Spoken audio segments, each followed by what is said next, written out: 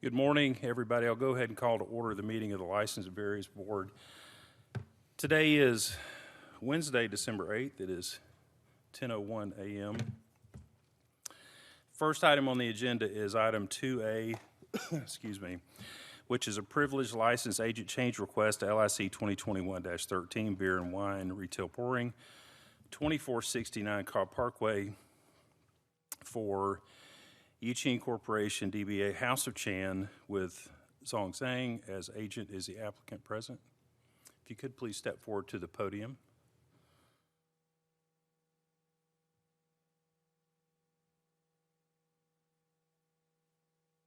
Good morning, and for the record, if you could state your name.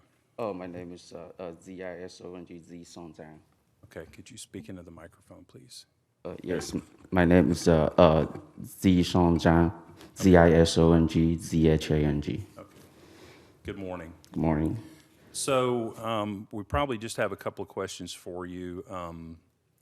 You've applied to be the registered agent for this beer and wine retail pouring at this location. Have you ever been a licensed agent at any other location before? No. Okay. Can you describe to us your role at the restaurant? The road is Cobb Parkway, 2469 Cobb Parkway, southeast. No, sir. What is your job? Oh, my job is chef. Okay. Yeah. And how often are you there at the restaurant? I'm gonna be there every day. Every day. Yes. Okay. Some practices that you may have in place to ensure that no one sells alcohol to minors. What are things that you do? Yes, I gonna check every day, and I have training everyone coming. Every time they got sell the beer, I gonna check out because it's a small business. I have time to do that. Okay. Okay. Any questions for the applicant? Thank you, sir. So for the record, the Smyrna Police Department did do the required background investigation on the applicant and found nothing that would preclude the issuance of this privileged license. If there's no further discussion, I'll call for the vote. I'm sorry, I'll call for a motion. I'll get it together in a minute. It's all this Christmas stuff up here has got me off. Making a motion to approve privilege license, agent change request, LIC 2021-13 beer and wine retail pouring at address 2469 Cobb Parkway Southeast, Yang Corporation, DBA House of Chan, with Zong Zhang as agent. Second. A motion approved 2A with a proper second. If there's no further discussion, now we'll call for the vote. Motion passes unanimously. Congratulations, sir. Thank you. Thank you. Okay. Next item on the agenda is 2B, which is also a privileged license agent change request, LIC 2021-14 beer and wine retail package, 1000 South Pioneer Drive, GB License LLC, DBA Go Puff with Brianna Rice as agent. Is the applicant present? Hey, good morning. Hi. Good I morning. looked, you guys are already there. Hi. If you could, for the record, state your name, please. My name is Brianna Rice. And I'm Mindy Thompson with Sard and Leff Attorneys, attorney for GB License LLC. Good morning to both of you. Morning. So very similar to what we just heard before. Could you kind of just describe to us your business and your role at the business?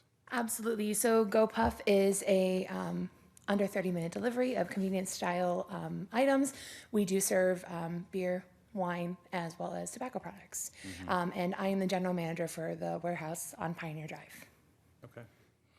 And just kind of through your day-to-day responsibilities, how often are you typically there at the store?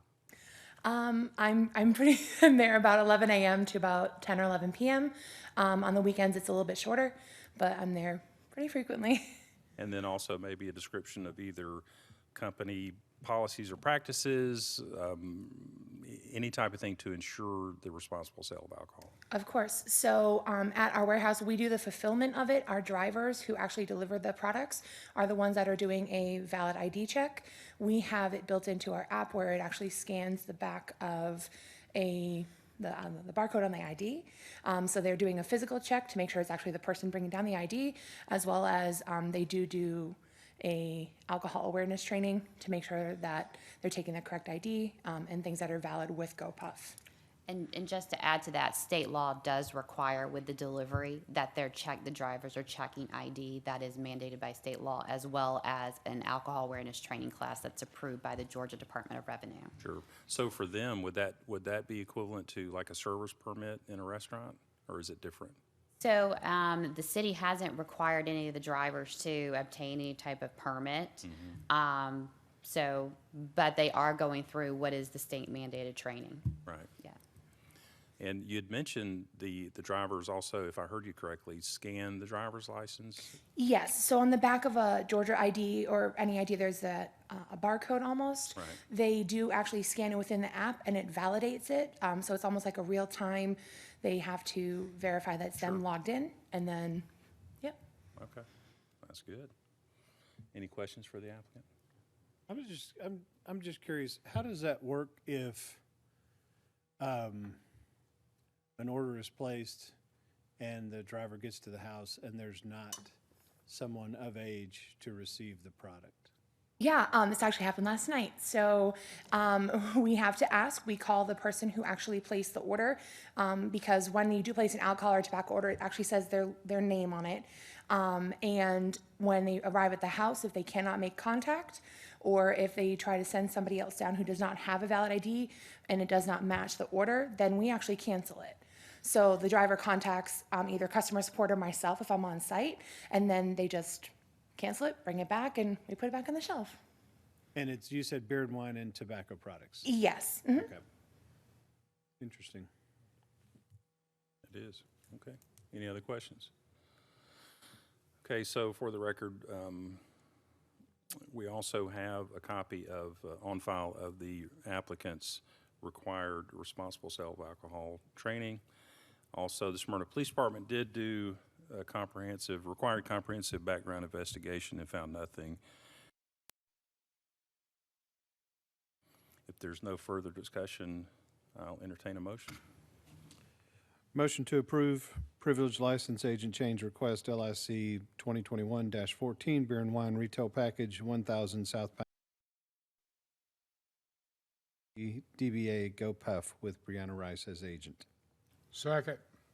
We have a motion to approve 2B with a proper second. If there's no further discussion, I'll call for the vote. Motion passes unanimously. Have a good Great, day. thank you. Thank you. The next item on the agenda is 2C, which is a privileged license agent change request for beer, wine, and liquor retail pouring for Carrabba's Italian Grill. We were told right before the call of this meeting that the applicant can't be here due to an illness, so I'll entertain a motion to table 2C to the license and variance of, I think it's January the 12th of 2022. Make a motion to table privilege license agent change request LIC 2021-15 beer, wine, and liquor retail pouring 2999 Cumberland Boulevard Southeast, Cabreras Italian Grill LLC DBA Cabreras Italian Grill with Kimberly Garmolo as agent. Tabled at 1/12/22. Second. A motion to table 2C to January 2nd, 2022. If there's no further discussion, I'll call for the vote. Motion table passes. Next item on the agenda is 2D, which is a public hearing, variance request V21-119 to reduce side setback from 10 feet to 7 feet. Lot 416, 2725 Eastfield Road. Sylvia Renee Witt. Ms. Crow, the background, please. Just 1 second, Ms. Witt.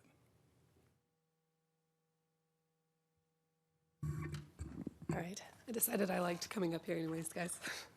So, good morning, Caitlin Crow, Planner 1 Community Development. So this variance is V21-119 to reduce the side setback from 10 feet to 7 feet for a carport. So the subject parcel is 0.39 acres located right on the east side of Eastfield Road in the Cheney Woods subdivision.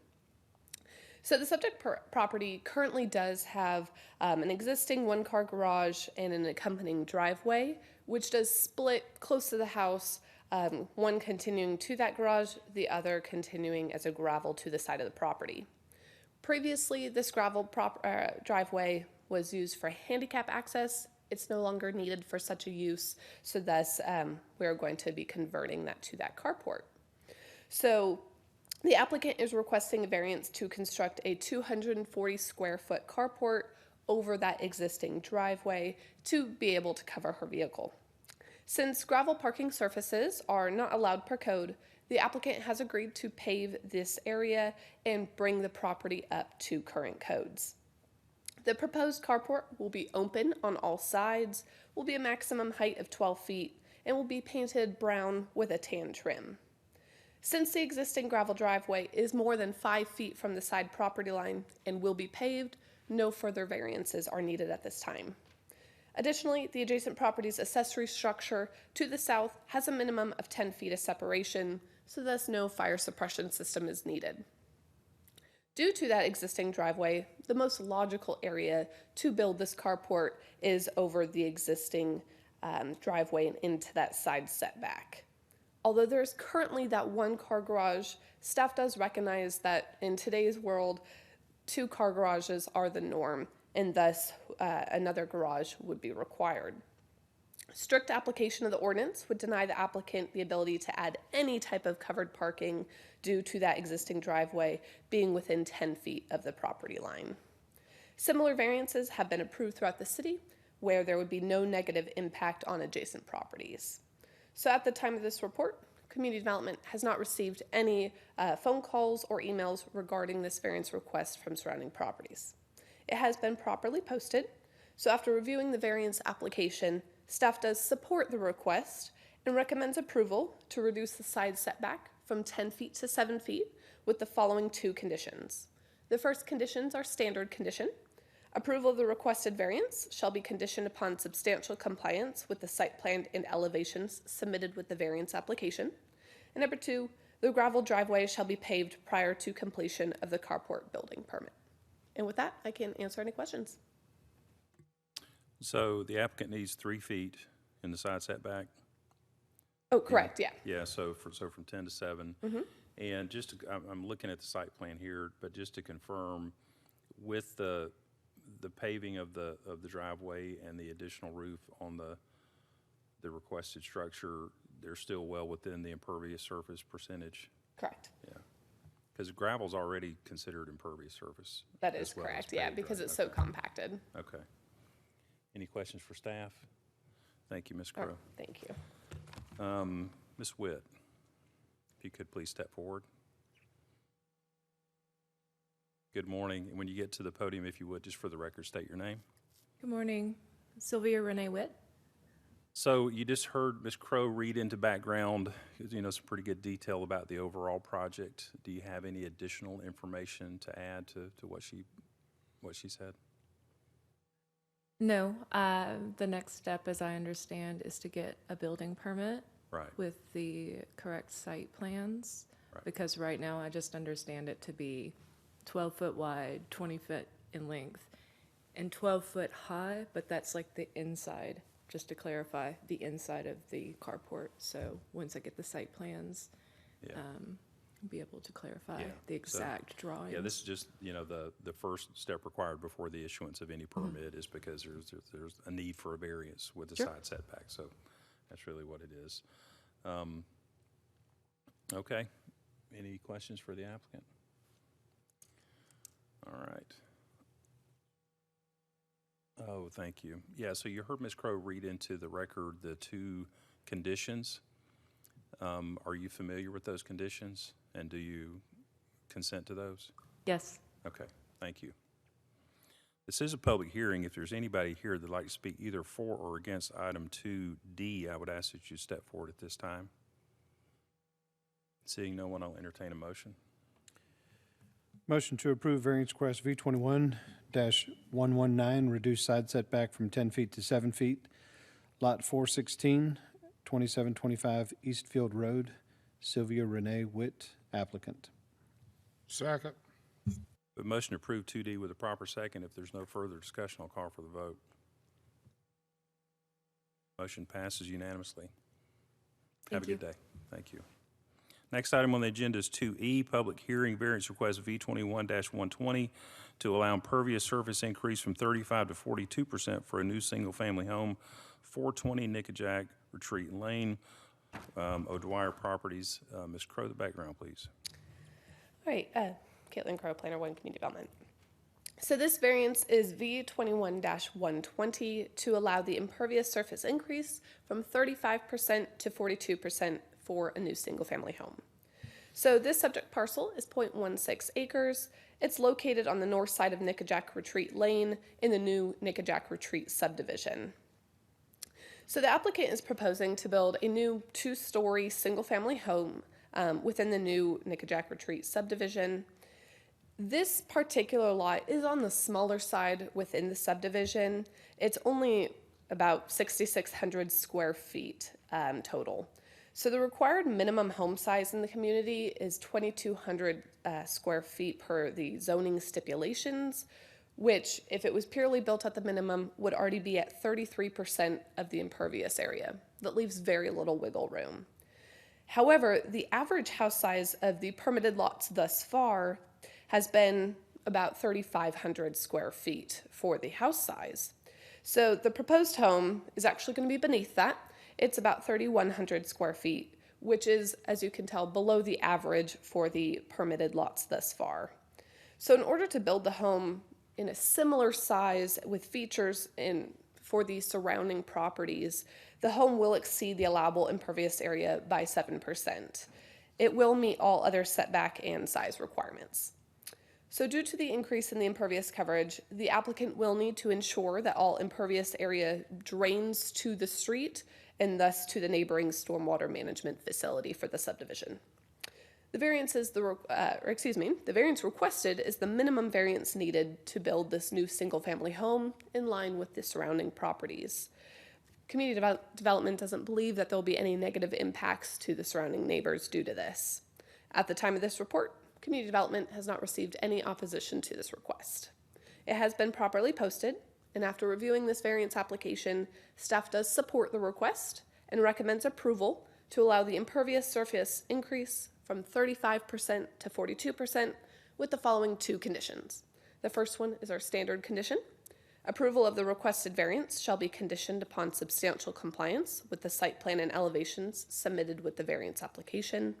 And number 2, the applicant shall ensure that all impervious area drains to the street. And I can answer any questions. So the slope on the lot to the street, that's been something that's been looked at by our city engineer, Eric Randall? That is and correct. He's approved all that, right? That is correct. Okay. Any questions for staff? Thank you, Ms. Crowe. Thank you. Is the applicant present? Somebody from O'Dwyer Properties? Good morning. Could please state your name for the record? Brendan O'Dwyer. So you just heard Ms. Crowe read into record kind of an overview of what's going on. We understand we've got the site plan for the subdivision. It looks like this particular lot is a little bit unique in its size, being a little bit smaller than most of the other lots. Yes, sir. Do you have any additional information to add? This is a sold property, so the house we're putting on there was selected by the buyer. And the sodded area, the finished area, will match the existing houses in the neighborhood. The smaller area is behind the existing retaining wall, which leads into Nickajack Creek, which is affecting the impervious. So the overall look of the subdivision will still be the same. It's just that past existing modular block wall area that will be smaller.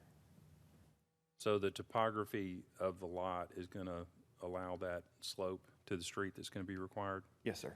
You heard Ms. Crowe read into the record the 2 conditions. Are you familiar with those conditions? Yes, sir. Do you accept those? Yes, sir. Okay.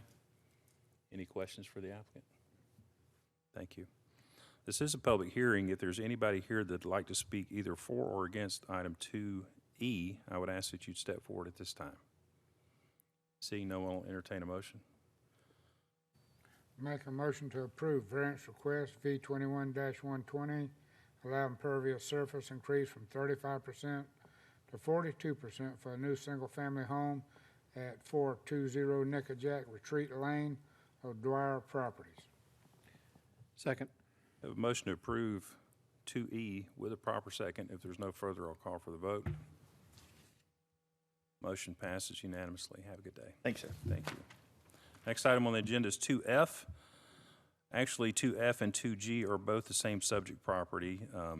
2F is a public hearing variance request V21-121 to allow impervious surface increase from 45 to 53 for lot 265, 158 Concord Close Circle, Lori and Alexander Davidson.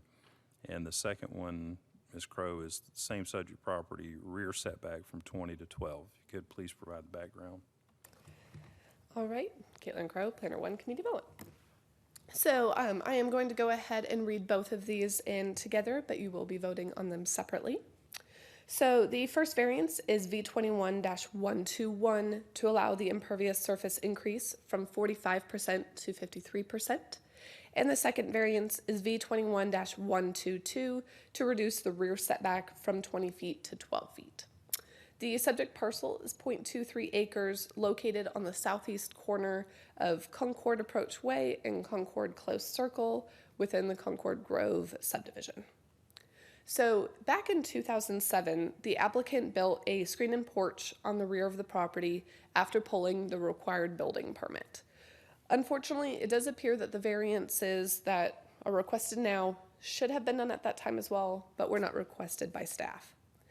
But then, in April 2021, the applicant extended his screen and porch an additional 141 square feet for a deck without obtaining the proper building permits. Once informed of the violation, the applicant did submit for a permit and was informed that both variances would be required to bring this property up to code. Thus, the applicant is requesting these two variances. The deck extension will follow the line of the existing home and the existing decks in the rear, but will be encroaching into that rear setback by 8 feet. The encroachment will not be more than what is currently existing on the site. Since there's already an outdoor access and a screened-in porch, the most logical area to extend this deck is in line with the existing screened-in porch. The position of this screened-in porch does minimize the alternative locations in which to construct any type of deck without causing additional land disturbance on the lot. Community Development believes the variance is the minimum variance needed to expand the deck on the property. And Community Development has not received any calls in opposition to this request. It has been properly posted, and after reviewing the variance application, staff does support both requests and recommends approval to both allow the impervious surface increase from 45% to 53% and reduce the rear setback from 20 feet to 12 feet with the following two conditions. The first one, as we know, is the standard condition. Approval of the requested variance shall be conditioned upon substantial compliance with the site plan and elevations submitted with the variance application. Number two, the applicant shall provide a stormwater mitigation plan subject to approval by the city engineer prior to issuance of the building permit. And I can answer any questions. So with regard to the 8% increase in impervious surface, has our city engineer met with the applicant to discuss the mitigation? It's my understanding that City Engineer Eric Randall did meet with the applicant last weekend. I'll let the applicant give a little bit more detail of what was discussed, but I do believe stipulation number 2 will be met. Okay. Questions for staff? Thank you, Ms. All Crowe. right, thank you. Is the applicant present?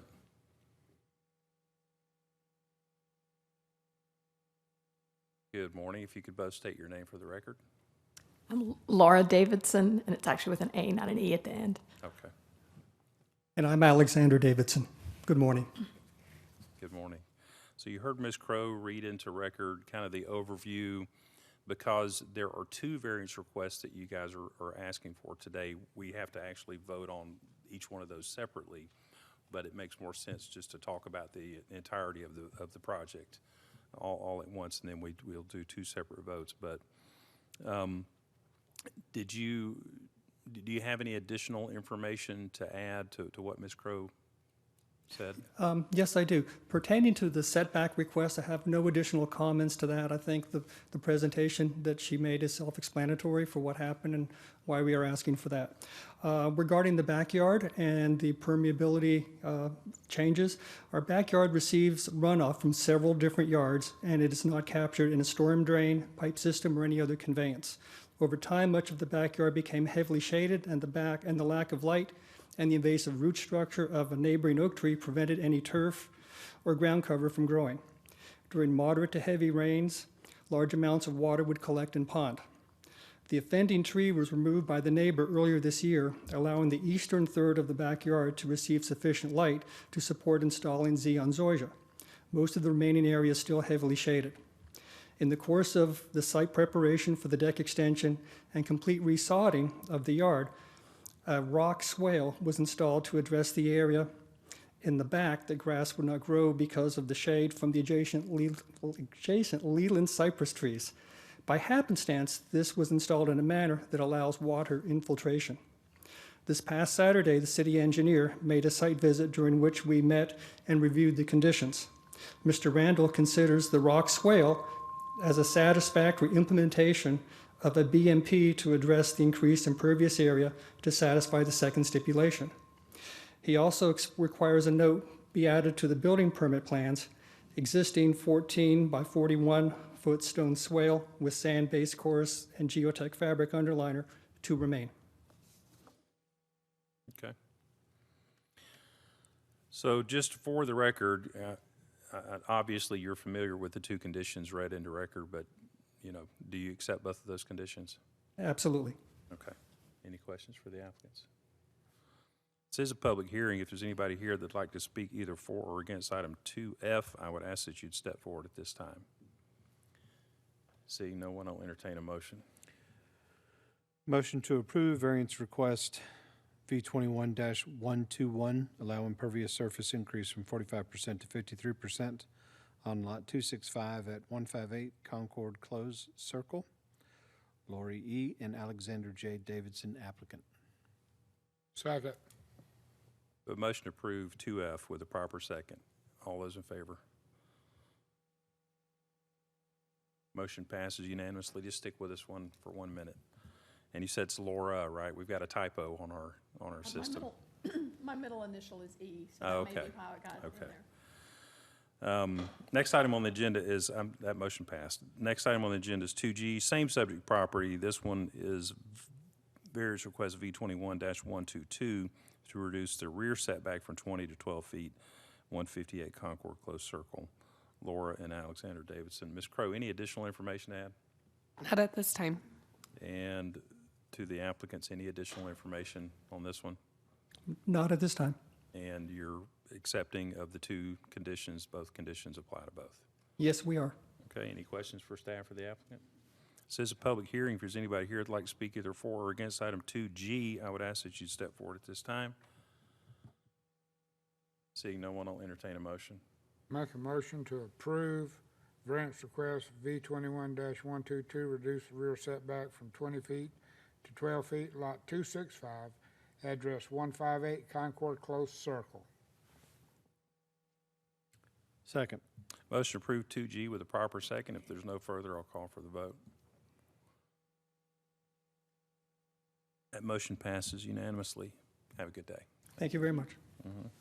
Next item on the agenda is 2H, variance request V21-123, reduce the rear setback from 25 to 15 feet for a deck, lot 617-5089, Healy Drive, Kimberly Katie and Michelle Perkle as the applicant. Ms. Crow, the background. All right, Caitlin Crow, Planner 1, Community Development. All right, so this variance is V21-123 to reduce that rear setback from 25 feet to 15 feet for a deck. The subject parcel is 0.22 acres right on the corner at the southwest edge of the cul-de-sac on Healy Drive. So the applicant is requesting a variance to construct a 240 square foot screen-in porch and accompanying outdoor fireplace on the rear of the existing house. The deck will follow the line of the existing home, which will encroach into that rear setback by 10 feet. Since there's already an outdoor access and a concrete patio on the right side of the home, the most logical area to build the screen-in porch is in the same location. As the floor plan of the home lays now, strict application of the ordinance would require that there be significant renovations to the interior of the home as well in order to provide this outdoor access for this screen-in porch. During construction, the applicant does plan to remove some of the dying cedar trees in the rear of the property, but due to the extension of the livable space, the applicant will need to replant the removed vegetation with screening trees or shrubs to ensure that the privacy of the neighboring property remains as it is now. The alignment of the home on the property and the floor plan really minimize the locations where a potential screen and porch could be located. Community Development has not received any calls in opposition to this request, and it has been properly posted. So after reviewing the variance application, staff does support the request and recommends approval to reduce the rear setback from 25 feet to 15 feet with the following 2 conditions. The first is our standard condition. Approval of the requested variance shall be conditioned upon substantial compliance with the site plan and elevations submitted with the variance application. And number 2, the applicant shall reestablish the vegetative buffer on the rear of the property if any vegetation is removed in conjunction with the construction of the addition. And I can answer any questions. Any questions for staff? When we ask an applicant to replace vegetation, do we put size minimums on the plants that they have to put back in, or? If it was strictly for a tree plan, then yes. For this one, we have not added any, but you are more than welcome to add that to the stipulation if you'd like, if there's a certain size that you think would be appropriate. I'm just, the thought just occurred to me that if there is existing screening and the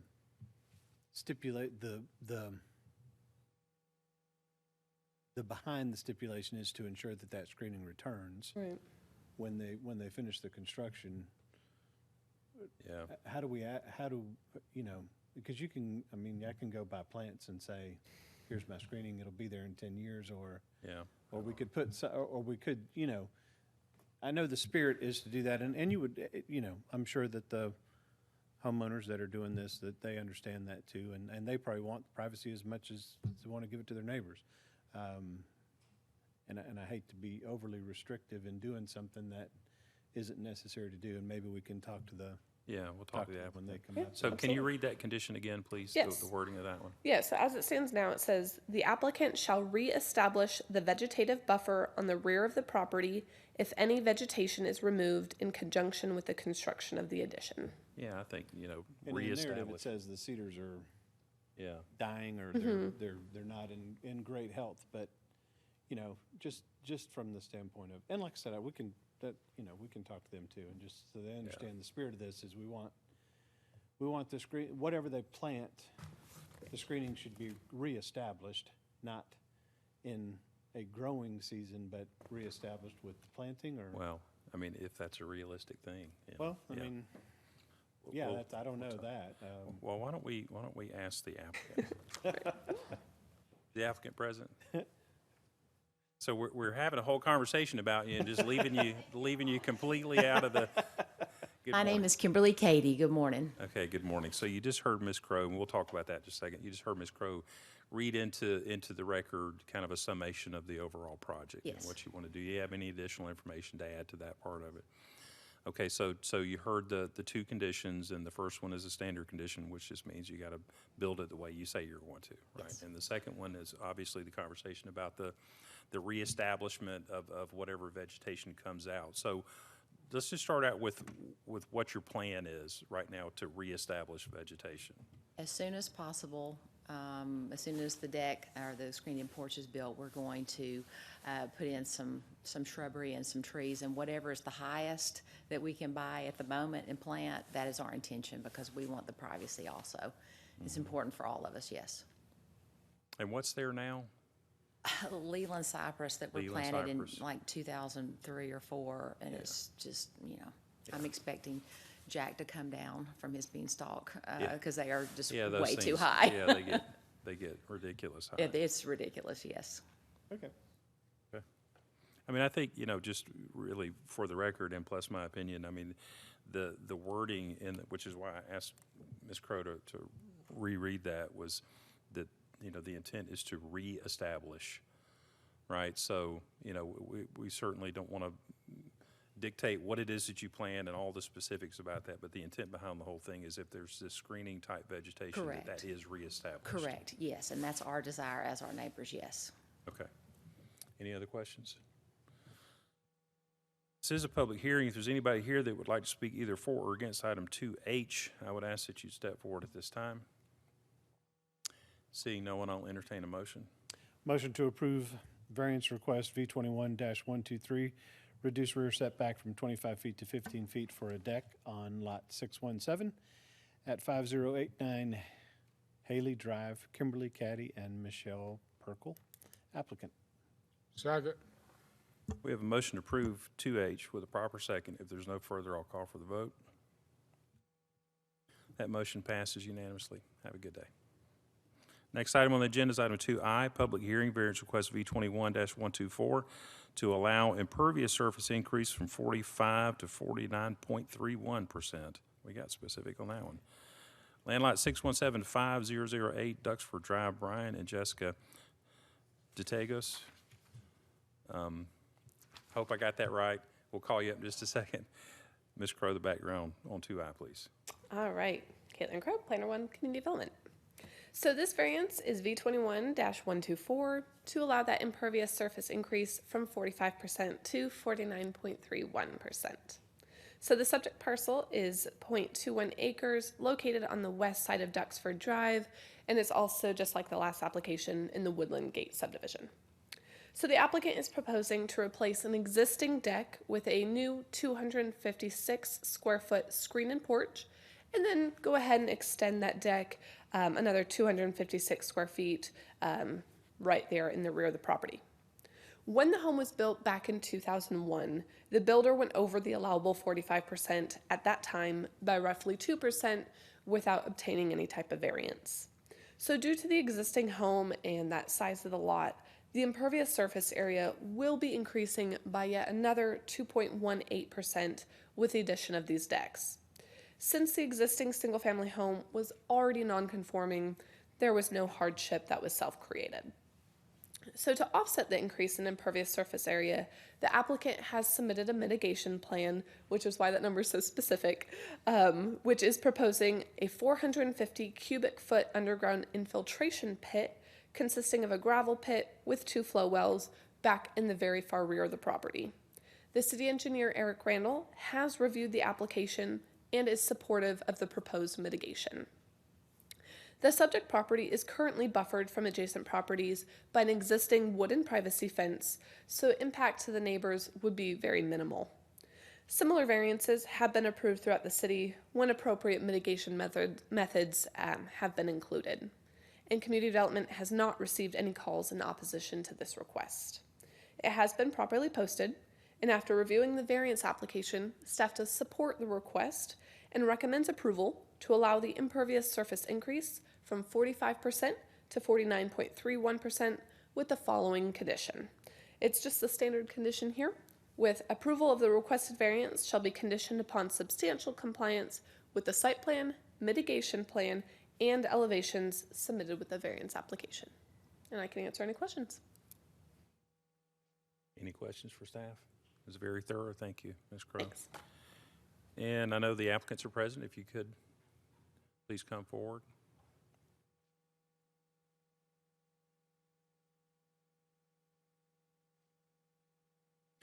Did I get the last name right? Very close. It was close enough. Close, close. I'm Jessica DeTagios. And I'm Brian DeTagios. Good morning to both of you. Good morning. So very similar to other variance requests that you heard Ms. Crow read into the record, you know, kind of the summation of what's going on. Do you have any additional information to add? No, I think We she did a great understand. job. We understand you guys already have a pretty comprehensive mitigation plan for that, so we appreciate that. Any questions for the applicant? Yes, sir. Also, you heard her read into record the 2 conditions, the standard condition plus the other one. Are you familiar with both of those, and do you agree with those? Yes, and we do. Okay. Yeah. 1 or 2? It was technically just 2. It's just one? There was, okay. That was the other. We left off the standard condition? No, that was the only one. Oh, okay. Okay. Okay. I'll get, I think I need to finish my coffee. Okay. All right, so this is a public hearing. If there's anybody here who'd like to speak either for or against item 2I, I would ask that you step forward at this time. Seeing no one, I'll entertain a motion. Make a motion to approve variance request V21-124, allow impervious surface increase from 45% to 49.31%, lot 617, address 5008 Duxford Drive. Brian and Jessica De Latagas. Second. A motion to approve 2I with a proper second. If there's no further, I'll call for the vote. That motion passes unanimously. Thank you. Have a good day. Thank you so much. All right. Next item on the agenda is item 2J, public hearing variance request V21-125. Allow additional accessory structure, lot 402, 779 Vinings Estates Drive. Earl L. Cotton Sr. is the applicant. Ms. Crow, the background. All right, Caitlin Crow, Planner 1, Community Development. So this is our last variance today, which is V21-125, to allow for an additional accessory structure. So the subject parcel is a 0.56 acre lot located on the south side of Vinings Estates Drive within the Vinings Estates subdivision. The subject property is currently occupied by a detached single-family home and has a 720 square foot in-ground swimming pool that is currently under construction. The applicant is proposing to construct a 594 square foot freestanding pavilion to provide bathroom and entertainment space while using the aforementioned pool. The structure will have 3 open sides, with the rear enclosed to create nearly 150 square feet of bathroom and storage space. The pavilion will also feature a covered outdoor kitchen area that will serve as that entertainment space. The hardwood structure will have a natural stone facade, and all the kitchen appliances will be stainless steel with a green big egg as well, or if that's what it's called. Oh, big green egg. You guys know better than I do.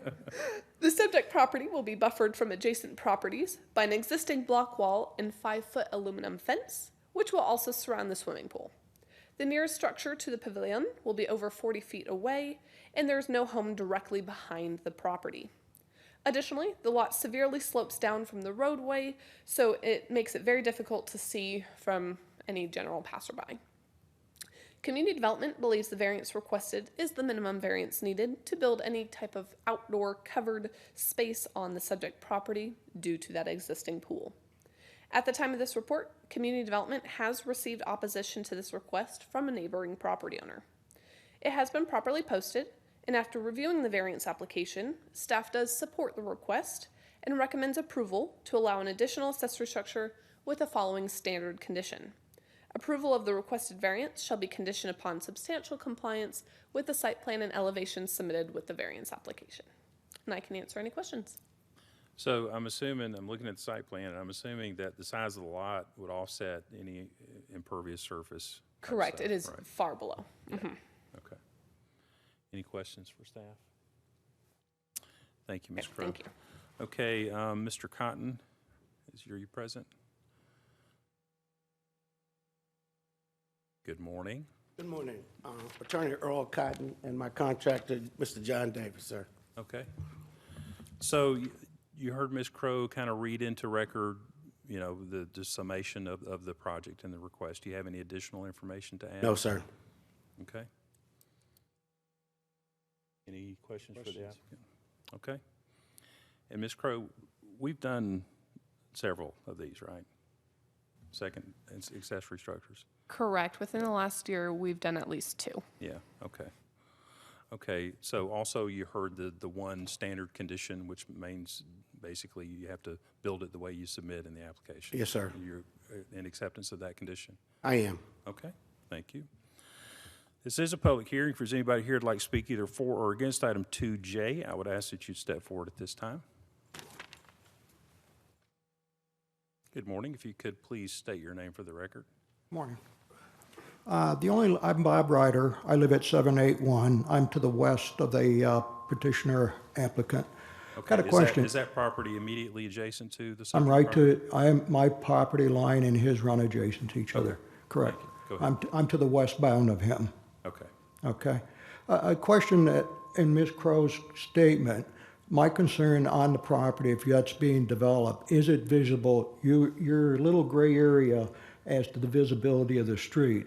My concern is I'll be selling my home fairly soon. I'm 74, my wife passed, so I'll be leaving soon. Sorry about that. So I'm just trying to find out, is that structure low enough so it's not visible at all from the street? That's the big question. You're a little questionable as to your statement, so I'd like clarity. And if it is a problem to be seen from the street, how much is being seen? How big is it? I never saw the final plan where it's located, nor the height of the structure. So that's my question before you. Well, so we are only here to contemplate, the only variance that this application request spawned Right. was the consideration to allow an additional accessory structure. Correct. So the swimming pool counts as one, and by code, the accessory structure, that's the only thing we're contemplating. Okay, so can you clarify your statement as to the visibility of the street again? So accessory structures are allowed to be 15 feet from the midpoint. When I sent over the plans to you, it shows that at the very top is 19.5, but that, because it's a ridged road, so it is less than 15 at that midpoint. As to the road, it's just what I'm seeing from the roadway. It looks like it will be limited visibility, but it could be visible a little bit from the road, but it does meet code, so it would be allowed by right. That's as far as we can go then. Okay. Anything else? No, sir. Thank you, sir. Right then. Okay, anybody else for 2J? Any other questions for staff or the applicant? And I'll entertain a motion. Motion to approve variance request V21-125, allow additional accessory structure, lot 402 at 779 Vinings Estate Drive. Earl L. Cotton, Senior, applicant. Second. Motion to approve 2J with a proper second. If there's no further, I'll call for the vote. Motion passes unanimously. Congratulations, sir. Have a good day. Thank you. Appreciate it, ma'am. Yes. Last item on the agenda is item 3A, the approval of the November 10th, 2021 License Variance Board meeting minutes. Do I hear a motion to approve? Make a motion to approve approval of November 10th, 2021 License Variance Board meeting minutes. Second. Motion to approve 3A with a proper second. If no further, I'll call for a vote. Motion passes unanimously. That's the last item on the agenda. I'll call this meeting adjourned at 10:48.